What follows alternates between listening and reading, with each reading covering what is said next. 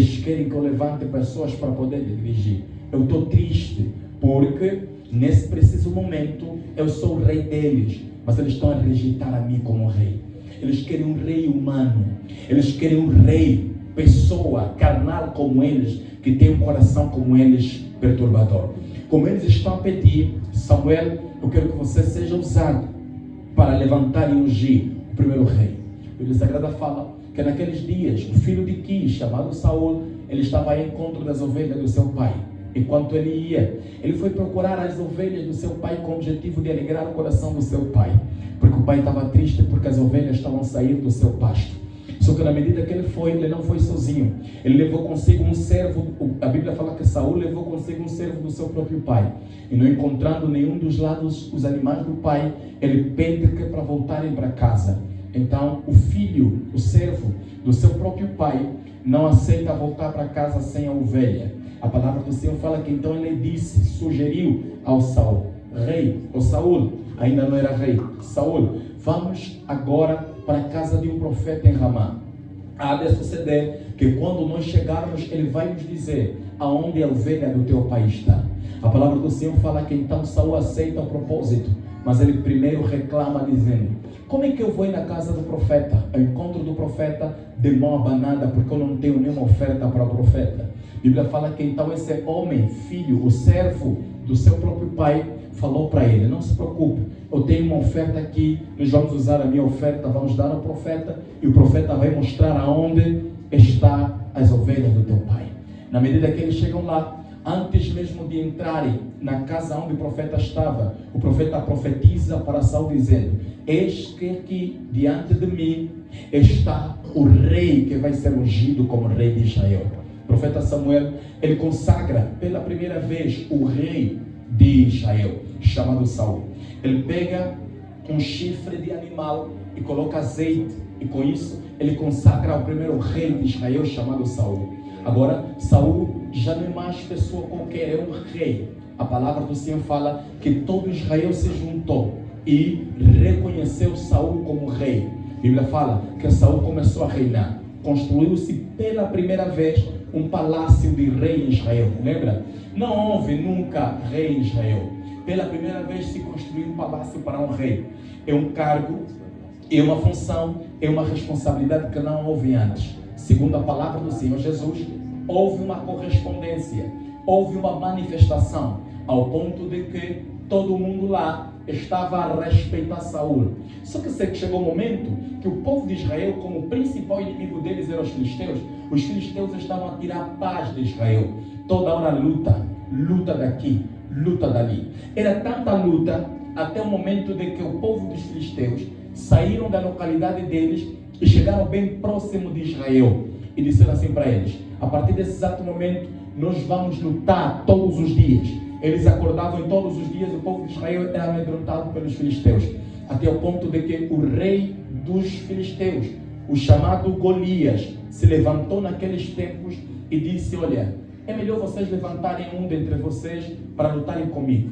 Há de suceder que se eu vencer a guerra, esse homem será o vitorioso e nosso povo vai poder ser dominado por vocês. Se eu perder a guerra, claramente, mas se eu vencer, vocês vão poder ser dominados pelo nosso povo. Ninguém estava pronto. Naquela época já existia uma casa chamada casa de Jessé. Esse Jessé era o filho de Obed, e esse Obed era filho de Boaz, que casou com aquela mulher Ruth, aquela que a Bíblia Sagrada fala no livro de Ruth, que essa própria Ruth era moabita, mas foi colocada, traga para a cidade de Canaã por causa desta mulher chamada Noemi.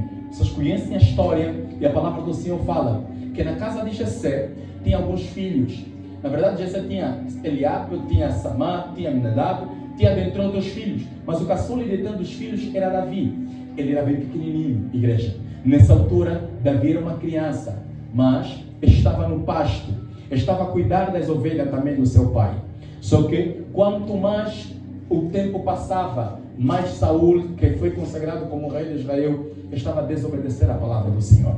Só que quando ele desobedecia a palavra do Senhor, ele sai. A Bíblia Sagrada fala que Deus ficou triste com Saul por todas as coisas que ele estava a fazer. Então Deus decide tirar o reino de Saul, mesmo Saul não querendo. Primeira coisa que Deus traz agora é a capacidade de unção. Deus chega para Samuel e diz assim: olha, Samuel, Saul fez pacto com quem não poderia fazer pacto. Saul fez aliança com quem não poderia fazer aliança. Eles agora foram buscar mulheres na Filistia. As mulheres filistias casaram com muitos homens israelitas, mas isso não pode, é uma coisa que eu não permiti. Ele foi fazer acordo com o povo dos filisteus, coisas que eu não queria que ele fizesse. Por causa disso, eu vou fazer com que ele deixe de ser o próprio rei de Israel. Deus tira o reinado de Saul e Deus permite agora que um homem que nem sabia, afinal de contas o reinado já estava a ser preparado nas suas costas. No anonimato, o reinado já estava a ser preparado nas suas costas. A Bíblia fala que Deus falou para o profeta Samuel: Samuel, pega o chifre, coloca nele o azeite, vai até a casa de Jessé, você vai consagrar aquele que eu guardei e que ele é um homem segundo o meu coração.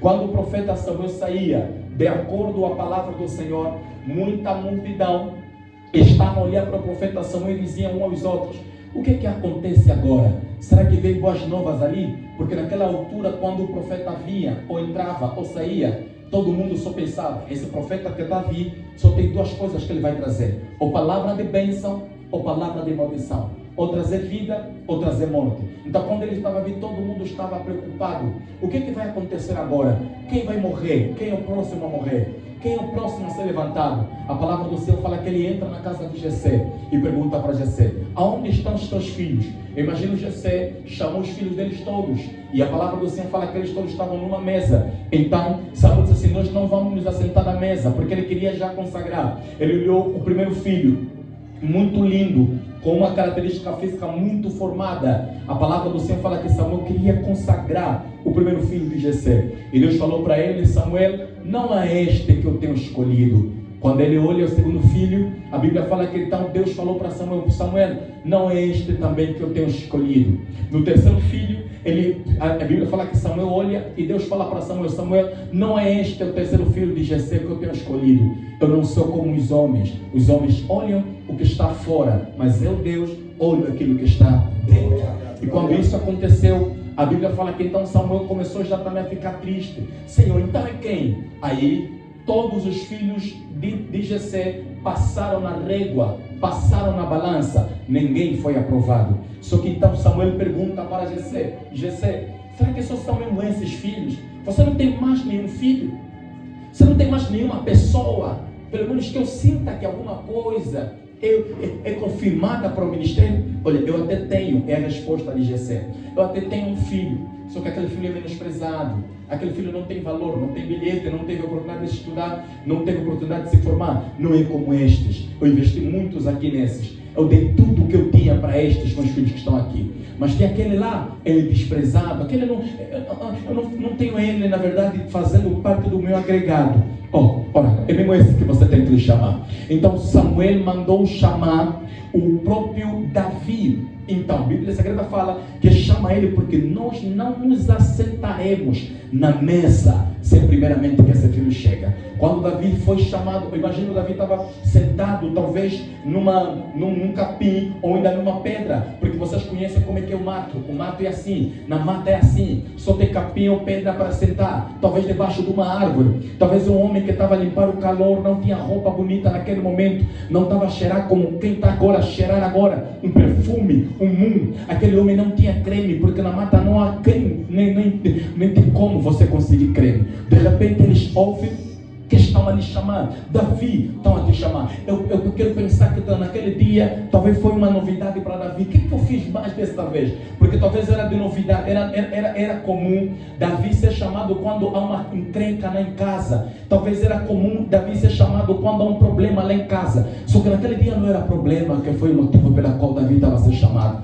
Deus chama Davi. E quando Davi entra na casa do seu pai, de distante Samuel percebe que este aqui é o ungido do Senhor. Samuel diz assim: acabou, ponto final. Nós já encontramos, afinal de contas, a razão pela qual nós estamos aqui. É para este que eu vim aqui. Eu vim ungir esse homem. Eu imagino Jessé a dizer: não podes ungir protegi ele, eu não investi nada a ele, eu não dei nada para ele, eu não fiz nada para que ele se tornasse o auge dessa casa. Só que é isso que Deus gosta de investir aonde os homens não querem investir. Deus gosta de penetrar, potencializar aonde os homens não querem potencializar. Aquelas pessoas que são desprezadas, estes são os salvos de Deus. Não sei se você recorda que a Bíblia Sagrada fala, Pedro fala que Deus usa aqueles que não são para confundir os que são. Porque todo mundo que está aqui, é normal investir quem já mostra que já tem um futuro. É normal investir quem já mostra que vai dar certo. Apoiar quem já mostra que vai dar certo é fácil.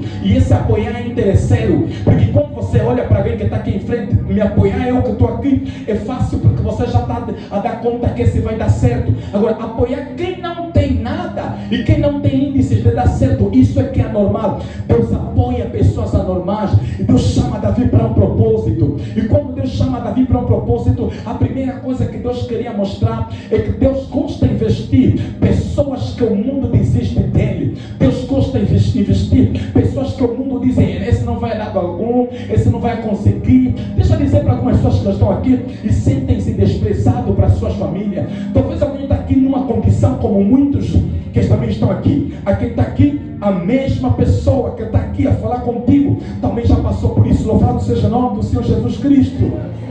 Todo mundo que está aqui precisa saber, é onde os homens tiram a mão, é onde Deus gosta de colocar a mão. Até onde a minha Bíblia me diz assim: aonde terminarem as vossas forças, aí começam as minhas forças. O que significa, quando você está na terra, você precisa saber, às vezes Deus gosta mesmo que você seja humilhado pelos homens, para que Ele pega você. Porque quando Deus pegar você, você vai compreender que não há uma outra forma. Eu não tenho como ser ingrato a Deus, porque Ele me tirou aonde os homens não queriam que eu pudesse ter valor. A Bíblia Sagrada fala no livro de Lucas, capítulos de números 21, na entrada triunfal, certa vez tinha uma jumenta. Aquela jumenta foi desprezada, todo mundo estava aí na festa, ninguém queria saber de montar naquela jumenta. Mas um certo dia o Senhor Jesus manda aos seus discípulos e disse para os seus discípulos: vão à localidade de Betfagé, que está bem ao lado da localidade de Betânia. Vocês vão encontrar uma jumenta, por favor, pegam ela, trazem ela para mim. E há de suceder que quem vos perguntar,